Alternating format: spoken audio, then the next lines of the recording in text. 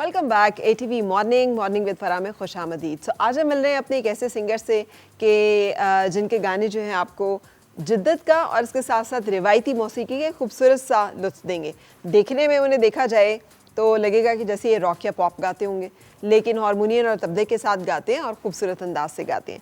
हमारे साथ हैं आज अहमद नियाज़ी। अस्सलाम वालेकुम। जी वालेकुम कैसे हैं सलाम। आप? आई एम गुड जी, आप बताएं आप कैसे मैं हैं? ठीक हूँ। ये रोकड़ी जो है फारूक रोकड़ी, तो जी। शिफाउल्लाह रोकड़ी और उस फैमिली से कोई आपका है ताल्लुक? नहीं मेरा उनसे कोई ताल्लुक नहीं है। लेकिन मेरा फारूक रोखड़ी से ताल्लुक है। वो मेरे वालिद दादाजी आपके? लगते हैं। अच्छा, दादा है। जी वो मेरे दादाजी हैं, जिनको बाबा थल का भी खिताब मिला हुआ है। और वो शायर थे? जी शायर थे वो। अच्छा। और उनके बड़े फोक गाने और बहुत गज़लें, हम तुम होंगे बादल होगा, रक्स में सारा जंगल होगा, और कंडियां ते टुर के आए तेरे कोल पैरू आने, और उनका और भी काफ़ी अच्छी गज़लें जो उन्होंने लिखी और गाई गई वो। तो उसकी वजह से एक उनका हमें ये हम बड़ा प्राउड फील करते हैं कि हम ऐसे एक लिंक में हैं कि मतलब जिन्होंने इतना अच्छा काम करके रखा हुआ है। जाहिर है। हाँ। तो उनकी कुछ लिखी हुई चीज़ें खुद भी गाई हैं आपने? जी मैं कोशिश करता हूँ, क्योंकि मेरे पास उनकी जो बुक्स हैं, तो मैं कोशिश करता हूँ उनको कंपोज करूँ और उनको रिवाइव एक दोबारा से करूँ। उनका एक नाम जो है अभी भी हमारे इलाके में मियाँ वाली में और कुंदिया शहर जो हो गया, वहाँ अभी भी उनका काम बड़ा सुना जाता है और वहाँ बड़े लोग उनको मानते हैं। लेकिन हम यहाँ कोशिश कर रहे हैं कि अभी उनका और भी काम आगे लेके जाएं। जैसे उनका एक गज़ल बड़ी कमाल थी, दिल के मामलात से अनजान तो न था, उस घर का फर था कोई मेहमान तो न था। तो ये जैसे अताउल्लाह से खैलवी, जैसे उनका बड़ा आना जाना हमारे घर में होता था। तो वो काफ़ी मतलब कि उनको मामा फारूक कहते हैं। मामा फारूक उनको प्यार से सारे ना मामा फारूक कहते हैं। तो उनका बड़ा काम, तो वो फिर अब काफ़ी लोग ये समझते हैं कि मैं क्योंकि मियाँ वाली का हूँ तो मेरी वो लड़ी है, तो मैं फोक गाता हूँ या मैं बस ऐसे आवारा सा सिंगर हूँ।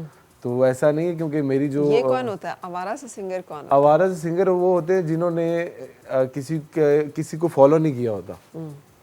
क्योंकि जैसे हमारे इलाका, जैसे हमारा मियाँ वाली मेरा इलाका है, तो वहाँ एक ऐसा भी टाइम था कि वहाँ बिल्कुल मौसीकी का नामो निशान नहीं था, और वहाँ बहुत ही मतलब कि एक अजीब सा माहौल था। मुझे पता है, मैंने मारपीट और अताउल्लाह किसी ईसा खैलवी साहब का जो इंटरव्यूज किए हैं उन्होंने उसमें अपनी पूरी दास्तान सुनाई हुई है कि उन्होंने कितना मुश्किल फेस किया। तो वो तो फिर ये भी हमारे कुछ जो लेजेंड हैं, अताउल्लाह ईसा खैलवी, शफाउल्लाह रोखड़ी हो गए, इनकी वजह से हमारे जब इलाके में म्यूज़िक आया है तो काफ़ी बेहतरी आई है इलाके में।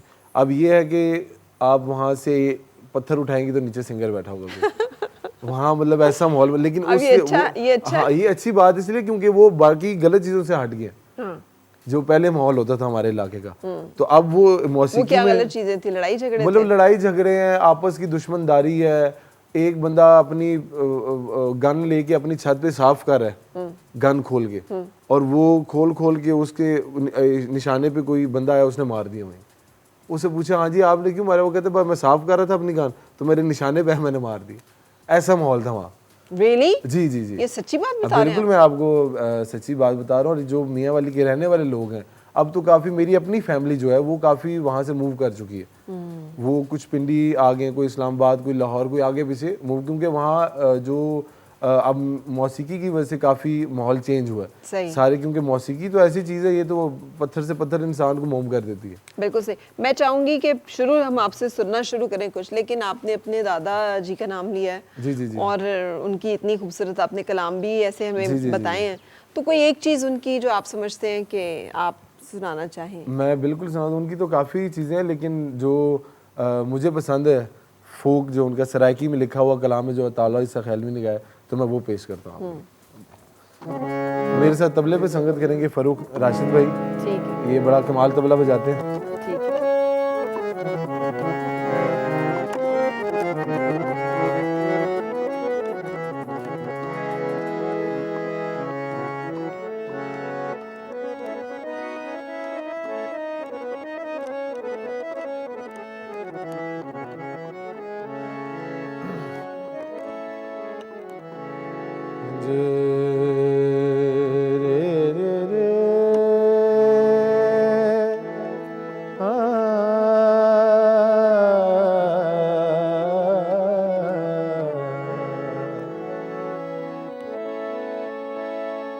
वे मैं हिजर फिराक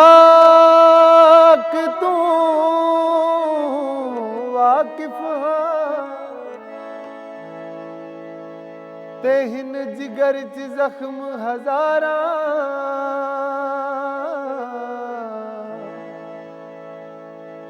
सोने सजन दी बेइंसाफियां दे हो मेरे कोल सबूत हजारा तूफान जुलम दा वहड़ गया हूं ते वदा रो रो वक्त गुजारा भावे लोको तुसा कुछ पे आखो मैं उस ठगबाज दा ताबेदारा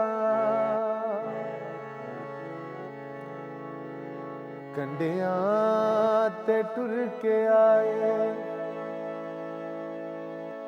हो तेरे कोल पैरुआने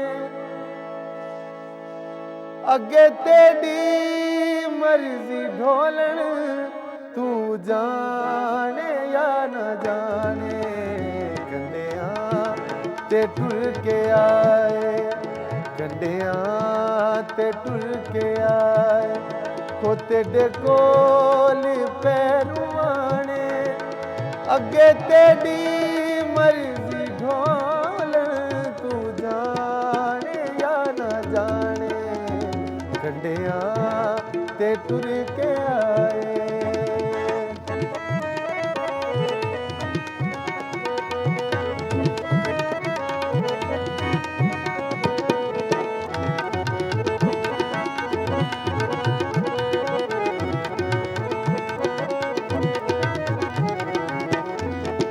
आखिरी शेर इसका स्वान लगेगा इयो हा तू हाडी ख्वाहिश ओ पूरी कर गया है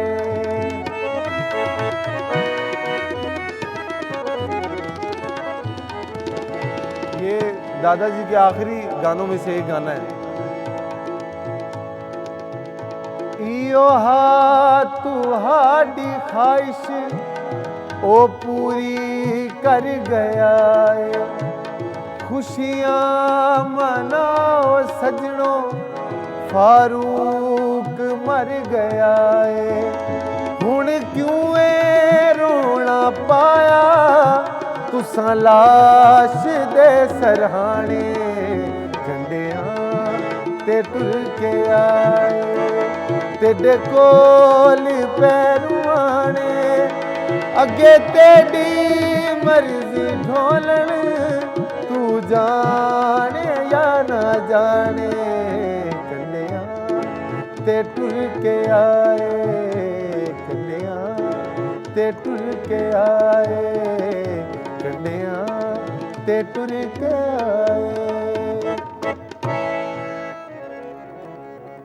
जी वाह बहुत खूबसूरत अहमद साहब तो आपके पास तो फिर एक खजाना है आप वो भी गाते रहें तो फिर काफ़ी असल में बात ये मौसीकी तो वैसे ही खुद एक अपने आप में समुंदर है तो इसमें उस्तादों से हमने ये सुना है इसमें इंसान घुस तो जाता है बाहर आने का रास्ता कोई नहीं तो हमें प्लस पॉइंट ये है कि क्योंकि मेरे जो अब्बू थे उनको मौसीकी का बहुत शौक था लेकिन वो शौकिया फनकार थे मतलब किसी से सीखा नहीं था सुन सुना के अपना एक रूह राजी करने वाला बात होती है ना तो वो वैसा उनका सिलसिलात थे तो मेरे क्यों जो सबसे बड़े भाई हैं वो पेरिस होते हैं तो वो जब पाकिस्तान आए तो घर में एक छोटी सी महफिल हुई क्योंकि उनको भी बड़ा शौक था वो भी जब मेरी एज में जब मैंने 8, 7, 8, 9 साल की उम्र में शुरू किया अब्बू ने उनको भी शुरू करवाया था ठीक है तो वो घर में एक महफिल लगी तो वो मैं अब अपने बेड पे बैठा हुआ तो तबले का एक होता है जब सम होता है और खाली होता है ना तो जब भी कोई चीज़ होती थी वो सम पे आता तो मैं ऐसे ताली मारता था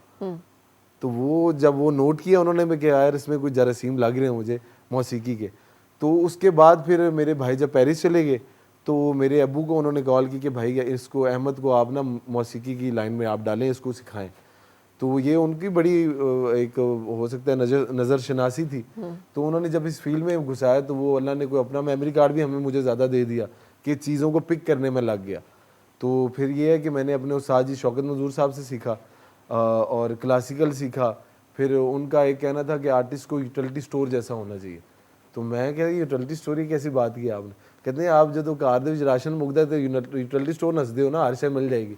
तो आर्टिस्ट को भी ऐसा होना चाहिए जिसके पास हर चीज़ मिले, लेबल ना लगा हो कि आप जैसे फॉर एग्जांपल है कि आजकल मैं क्योंकि कवाली के इवेंट में करता हूँ, तो कुछ लोग ऐसे भी उठते हैं कि यार देखो कवाली आप तो है ही नहीं, आपको जौन आप कवाली कर रहे हैं। तो देखें आर्टिस्ट को तो ये वो तो जैसा देश वैसा भेस।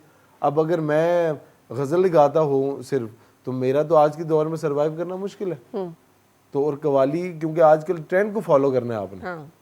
और आजकल काफ़ी ऐसे जो, क्योंकि मैं तो अताई बंदा हूँ खुद, मेरा कोई बैकग्राउंड नहीं है कोई ऐसा मौसीकी वाला कि मुझे विरासत में चीज़ मिली हो।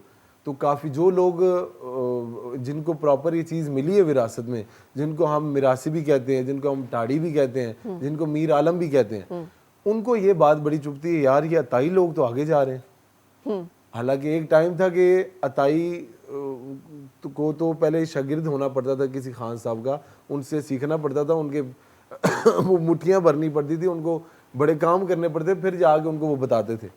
लेकिन आज का दौर ऐसा आ गया कि आजकल ऐसे अताई ऐसे दिमाग हैं जिनको अल्लाह की अता होती है, जो सीखे बगैर भी अल्लाह ने सुर भी दिया, लय भी दिया उनको, और वो इस काम पे घुसे और उन्होंने ऐसा ऐसा काम किया कि वो घराने वालों को उन्होंने पीछे कर दिया। अच्छा, फ़र्रुख साहब जो हैं इनसे की मुकम्मल एक तालमेल है कि बस तबला जब होगा तो ये साथ होंगे? हाँ जी, ये क्योंकि हमारा ऐसा काम है क्योंकि हम खुद, मैं ज़रा वर्सटाइलिटी को प्रायोरिटी देता हूँ कि वर्सटाइल होना चाहिए। तो जैसे फ़ारूक भाई हैं, ये भी मेरे माइंड के बंदे हैं। ये क्लासिकल भी मेरे साथ बजाते हैं, ये मेरे साथ फोक भी बजाते हैं, ये मेरे साथ गज़ल भी लगाते हैं, और ये मेरे साथ कवाली में भी परफॉर्म करते हैं, और ख़ुद भी क्योंकि ये अच्छा गाते भी हैं, और इनको ये भी ज़रा अल्लाह ने इनको अता किया हुआ, गले का भी सुरीला होना ये बड़ी मुश्किल बात है, क्योंकि फ़न ऐसी चीज़ है, इसको तो ये कहीं से ख़रीदी नहीं जा सकती कि बंदा कहे हाँ जी आधा किलो मैंने सुर पैक कर दो, या आधा किलो पाओ मुझे ताल दे दे।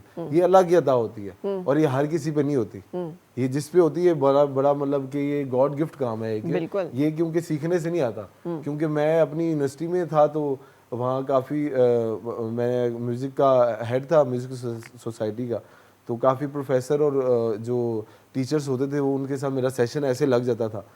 तो वो कहते यार ये आप भी मौसीकी करते हैं, म्यूज़िक का आपका सब्जेक्ट है, हम भी कोई हम डॉक्टर हैं, कोई हम इंजीनियर हैं, कोई हम लॉ की फील्ड से हैं, तो मौसीकी में ऐसा क्या है जो मतलब कि उसका एक अलहदा ही नॉलेज है, अलहदा ही इल्म है।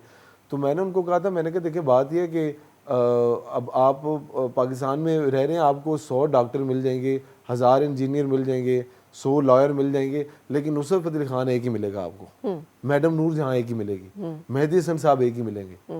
तो ये काम जो है ये बाकी जो दुनियावी इल्म है जो उससे ज़रा हट के, ये तो आपको एक कनेक्शन जब तक ना हो, जब तक अल्लाह की अता हो ना, क्योंकि मेहनत कर लेता है हर वो तो हर फील्ड में मेहनत कर लेता है। आप हमने पहले मैट्रिक किया है, फिर हमने फर्स्ट ईयर सेकंड ईयर किया, फिर यूनिवर्सिटी की, हमने डिग्री किया, वो मेहनत करके कर लिए। लेकिन इस काम में जब तक आपको दुआ नहीं होगी, जब ब्लेसिंग्स जब तक नहीं होगी, तब तक ये काम आपका खाली है। ठीक है। अच्छा अहमद, अक्सर सिंगर्स जो हैं ज़्यादा बोलने के शौकीन नहीं होते, मुझे बड़ा जोर लगाना पड़ता है सिंगर्स के साथ ना बातचीत में, आप माशाल्लाह बोलने के भी शौकीन हैं। असल में बात यह है ना कि बोलना इसलिए ज़रूरी है, जैसे एक दिन मेरे उस्ताद जी उस वक्त ज़िंदा थे, तो मैंने एक स्टेज पे गाना था, तो अब मैं आगे बड़े सीनियर आर्टिस्ट बैठे हुए थे, अब मैं डर गया, मैं उस्ताद जी ना आगे कीमा गावा, मुझे तो मैं डर रहा हूँ। तो कहते बेटा आपने जो तैयारी की है इतने, वो तो इनके सामने गाने के लिए तो की है, आपने क्या कमरे में बैठ के गाना है? तो जिधर आपको बोलना या गाना चाहिए वहां तो गाना और बोलना चाहिए। तो काफी लोग जो जरा इंट्रोवर्ट से होते हैं, वो जरा अपने आप में रहना पसंद करते हैं, तो वो उनका अपना एक मिजाज होगा। तो मेरा लेकिन तो आप एक्सट्रोवर्ट हैं। हाँ, मेरा मिजाज ये है कि मैं मतलब कि मेरे से कोई बोर ना हो। अच्छा, ऐसे नहीं बैठ के हाँ जी ठीक है ओके सही है, वो ये काम नहीं होता। पार्टिसिपेशन मुझे लगता है कि ज़रूरी है हर चीज़ में होनी। जैसे म्यूज़िक की फील्ड में घुसा, इसमें नॉलेज उस्तादों के पास जाके हासिल इसलिए की कि कहीं म्यूज़िक की बात हो रही हो तो मैं चुप ना बैठा हूँ, मुझे पता हो रहा हो कि भाई ये क्या बातचीत हो रही है। ठीक, क्योंकि काफ़ी लोग उनको पता ही नहीं होता, वो बस बैठे होते हैं, उन्होंने नाम लगवाया होता है, हाँ जी हम गुलाम अली साहब के शागिर्द हैं या हम मेहदी हसन साहब के शागिर्द हैं, दिल से उनसे सालों साल मुलाकात ही ना होती हो, लेकिन उन्होंने टाइटल एक लगा लिया कि हाँ जी हमारा फलाना गुलाम अली नाम है, फलाना मेहदी हसन नाम है। जब तक आप अपने उस्ताद के ऊपर बैठेंगे नहीं, टाइम नहीं आप उनके साथ लगाएंगे, क्योंकि ये तो सीखने से नहीं, ये तो सुनने से आता है काम। बिल्कुल। अच्छा, आप सुनाएंगे क्या आप हमें? मैं चाह रही हूँ कि आज हमारे देखने वाले हैं, जी, इस जी। प्रोग्राम के ख़त्म होने से पहले उन्हें पता हो कि अहमद जो है वो क्या क्या कुछ सुना सकते हैं और गा सकते हैं। नहीं, ये काम तो बहुत ही वसी है। वसी है, तो हाँ। बाकी लेकिन चूंकि मुझे बड़ा बताया गया है कि आजकल आप बड़े इवेंट्स कर रहे हैं और बहुत अच्छा आपका वो जा रहा है इवेंट्स तो काम यही है कि वगैरह। बस वो माहौल को समझ लिए थोड़ा, क्योंकि जैसा वो मैंने वही बात की, जैसा देश वैसा भेस होना चाहिए। अगर आप आज से 50-60 साल पीछे चले जाएं, वो जो माहौल था वो और था, अभी का माहौल और है। और जैसे मैं उस दिन बात कर रहा था हमारे जो डायरेक्टर साहब है रेहान भाई, उनसे भी, कि नुसरत फतेह अली खान साहब ने कब काम अपना किया था और देखें किस दौर में चल रहा है वो, और ये आगे भी चलेगा। इसकी वजह क्या है आपके ख्याल में? इसकी वजह यह है कि आजकल का जो माहौल है ना, आजकल गाना अगर आपका सोशल मीडिया पे 100 मिलियन 200 मिलियन पे भी चला जाए ना, उसकी इतनी लाइफ नहीं है, क्योंकि उसमें जो असर है ना वो ख़त्म हो गया। पहले जो माहौल था उसमें क्या था, जब एक सिंगर गा रहा है, एक गवैया गा रहा है, वो भी सच्चे दिल से गा रहा है और सुनने वाले भी सच्चे थे। अभी तो ऐसा, अब और वो टाइम भी होता था जब बारिशें भी हुई हैं राग गाने से और शीशे भी टूटे हैं, लेकिन वो टाइम और होता था। अभी तो इतनी फील्ड में गुंजले आ गई है ना, अभी सोशल मीडिया आ गया। पहले लोग होते थे एक दूसरे को पुश करके अपनी जगह बनाते थे, अब एक दूसरे को खींच के उतारते हैं फिर अपनी जगह बनाते हैं। सही। ये माहौल चल रहा है। ठीक तो बाकी मैं काफ़ी टीवी चैनल्स पे भी गाता हूँ, और आजकल क्योंकि सोशल मीडिया पे रिक्वायरमेंट ही कवाली की होती है, तो मैं हर इवेंट पे जाता हूँ, एक ही लिस्ट मुझे आई होती है, मुझे मेहनत ही नहीं करनी पड़ती यार, कोई नई चीज़ भी कोई सुने। लेकिन हमने आज आपसे नई चीजें हाँ नहीं, मैं कोशिश कर रहा हूँ, मैं अपने उस्ताद जी की एक गज़ल में आज दिमाग सोच के आया था कि भाई मैंने, लेकिन आपसे हम तुम होंगे बादल होगा भी सुनना है। हाँ आपके नहीं, वो दादाजी भी का मैं कलाम। सुनाऊंगा, मैं इंशाल्लाह सुनाऊंगा। तो सबसे पहले एक साई इंतरा, ये हसन अब्बास रजा साहब की गज़ल लिखी हुई है जो उस्ताद जी ने कंपोज की थी, तो वो एक साई इंतरा में पेश किया है।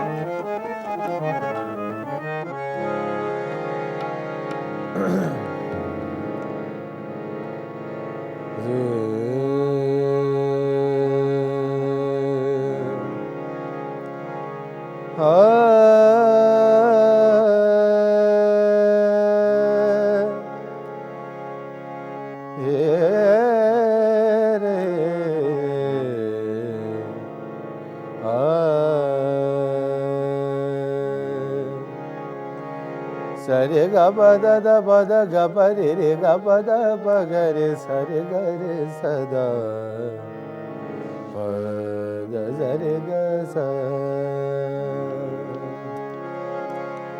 ये कैसे वोड पे हम आ गए हैं,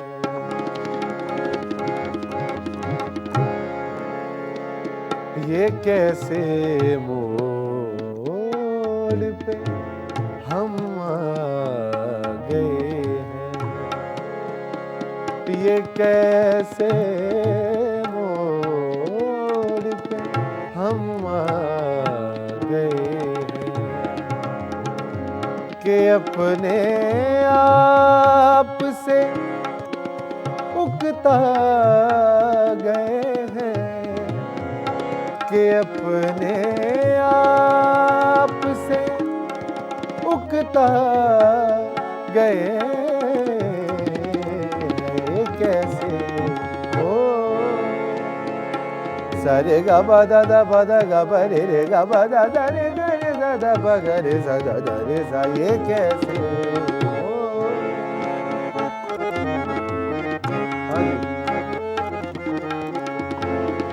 तबले वालों को भी टाइम देना चाहिए।